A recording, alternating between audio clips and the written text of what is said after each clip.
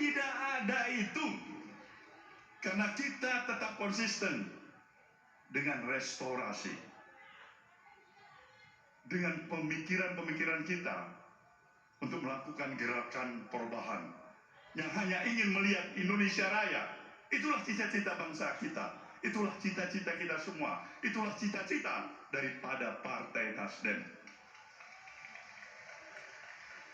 Pengalaman 2 pemilu belakangan cukup menjadi pelajaran bagi kita semua bahwa pemilu adalah amanah konstitusional, bukan ajang untuk adu domba, apalagi pecah belah. Terlalu mahal jika harga untuk berkuasa 5 hingga 10 tahun kita mengorbankan sebuah apa yang telah kita capai dalam kurun waktu yang cukup panjang. Bangunan keutuhan bangsa dan negara ini tentunya. Masa-masa sekarang ini adalah masa penyembuhan bagi bangsa Indonesia. Masa pemulihan bagi... Oke, jumpa lagi kita dengan Cak Ompong. Bagaimana Bapak Ibu sekalian? Nah, itu tadi adalah bagian cuplikan pidato politik Bang Surya Paloh saat membuka Rakernas Partai Nasdem. Saya kemarin mengikuti melalui televisi. Ada beberapa hal yang menjadi catatan penting bagi Cak Ompong yang baik untuk kita bahas. Oke, pertama, dalam pidato tersebut Bang Surya Paloh mengatakan tidak ada itu. Kita tetap konsisten. Artinya, kalau kita bisa artikan, berarti Bang Surya Paloh ini tetap memegang teguh cita-cita Nasdem yang digali oleh beliau sendiri, yaitu restorasi Indonesia. Pernah Cak Ompong membahas perihal ini. Ada alasan yang mungkin menurut Cak Ompong adalah beliau mengamati, memperhatikan dengan seksama perjalanan perpolitikan di Indonesia yang menurut Cak Ompong, beliau melihat terjadi penyimpangan sehingga beliau memiliki cita-cita agar perpolitikan Indonesia kembali kepada jalannya yang benar, yaitu politik kebangsaan. Politik kebangsaan adalah merupakan cita-cita dari pendiri bangsa ini, yang membuat kita, bangsa Indonesia, hingga saat ini masih tetap hidup di alam kemerdekaan. Itulah poin pertama yang Cak Ompong catat mengenai kata-kata tidak ada itu, kita tetap konsisten. Yang kedua adalah beliau menceritakan bahwa 2 pemilu belakangan ini itu pemilu yang sangat tidak baik. Pemilu yang menjadikan kita bangsa Indonesia terjadi keterbelahan sesama anak bangsa. Jadi kalau kita amati pemilu 2014, 2019, bagaimana politik identitas itu sangat kental. Bahkan di Pilgub DKI Jakarta itu luar biasa. Dan politik identitas itu hingga saat ini masih terjadi di anak bangsa. Nah, melalui Rakernas Partai Nasdem, Bang Surya Paloh mengingatkan kembali bahwa kita memiliki pengalaman yang sangat tidak baik, yaitu Pilpres 2019 dan 2014 yang menyebabkan kita itu terbelah. Ya. Yang ketiga yang menjadi catatan poin penting Cak Ompong adalah bahwa saat ini adalah saat masa penyembuhan.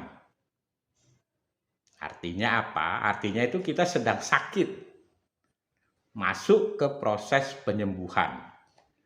Nah, melalui Rakernas Nasdem, ya, yang nanti akan menelurkan siapa capresnya, nah, Bang Surya Paloh mengharapkan di 2024, pemilu 2024, kita itu sudah masuk posisi sembuh. Nah, itu jadi ada 3 poin penting dalam cuplikan pidato pertamanya, yaitu bahwa Bang Surya Paloh tetap konsisten pada restorasi Indonesia. Yang kedua, beliau mengingatkan bahwa Pilpres 2014 dan 2019 itu adalah pilpres yang sangat tidak baik, yang menyebabkan keterbelahan antar anak bangsa. Yang ketiga adalah bahwa saat ini, nah ini kalau bahasa Inggris ini present continuous, saat ini itu adalah masa penyembuhan. Ya, yang cita-citanya adalah sembuh, bukan untuk kembali sakit, untuk kembali seperti tahun 2014 dan 2019. Ya, seperti kita ketahui, politik kebangsaan itu adalah politik pemersatu dari yang terpecah belah. Ya, kalau kita ingat Sumpah Pemuda, itu adalah politik kebangsaan. Jadi dia pemersatu dari yang terpecah belah. Nah, itu satu. Lalu kedua, politik identitas itu adalah politik kolaborasi. Artinya apa? Artinya dia tidak melihat perbedaan itu menjadi sesuatu kelemahan. Tapi perbedaan itu adalah menjadi sesuatu kekuatan. Nah, sebaliknya, politik identitas, ya, dia adalah politik pemersatu untuk memecah belah. Ya. Nah, yang kedua, politik identitas itu adalah politik kompetisi. Artinya apa? Artinya politik yang selalu mencari kesalahan orang lain, kelemahan orang lain, kesalahan. Jadi dia melihat bahwa orang lain itu selalu salah. Nah, itu politik identitas. Jadi satu, dia adalah pemersatu untuk memecah belah. Nah, yang kedua, politik identitas itu adalah politik kompetisi, adu domba, ya, mencari kesalahan dan menganggap orang lain itu salah dan tidak benar. Ya. Nah, terus yang ketiga, ya ini menurut Cak Ompong perbedaan berikutnya antara politik kebangsaan dan politik identitas. Politik kebangsaan melihat bahwa pemerintah itu jika salah itu dikoreksi, diinformasikan. Nah, kalau politik identitas, ya, pemerintah salah, nah itu kalau perlu diturunkan. Nah, bisa dibayangkan kalau di Indonesia di kemudian hari politik identitas itu menjadi majority, pemerintahan itu tidak akan stabil. Dan kita selalu hidup seperti alam di Timur Tengah. Nah, kalau saya ingin masuk menjadi satu kesimpulan, apa perbedaan antara Pancasila dengan khilafah? Sangat beda. Pancasila ya, dia mempersatukan dari suku-suku yang berbeda. Ya, ada suku Batak, suku Jawa, Ambon, Manado, Sunda, Papua, ya, suku Baduy dan lain sebagainya dipersatukan ya oleh Pancasila. Nah, khilafah ya kita bisa melihat sendirilah. Tidak ada satu negara Arab yang mampu bersatu di bawah khilafah. Ya. Jadi kita jangan ya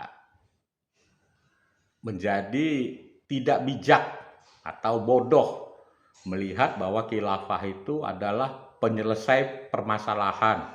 Orang yang mengatakan itu menurut saya, ini saya meniru Pak Jokowi, itu bodoh sekali. Bodoh.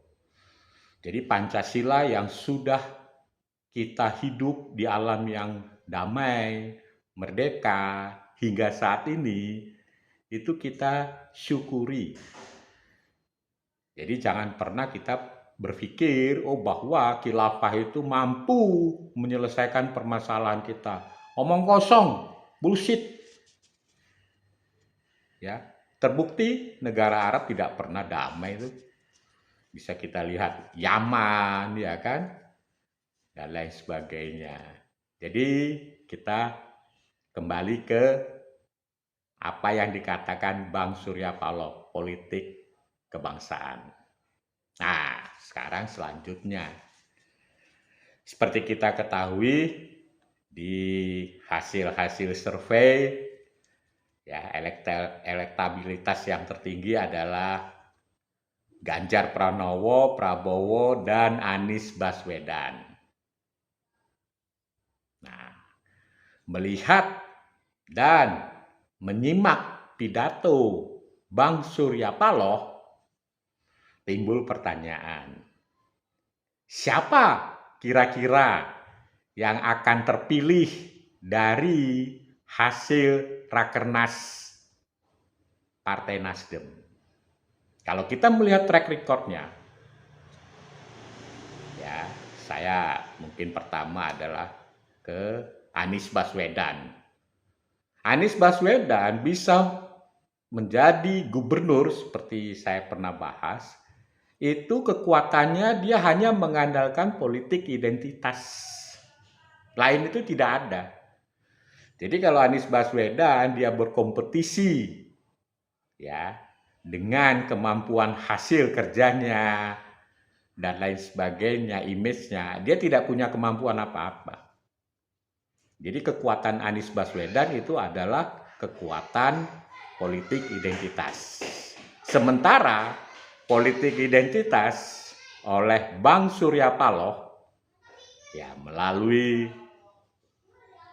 Rakernas Nasdem itu hendaknya disingkirkan melalui politik kebangsaan.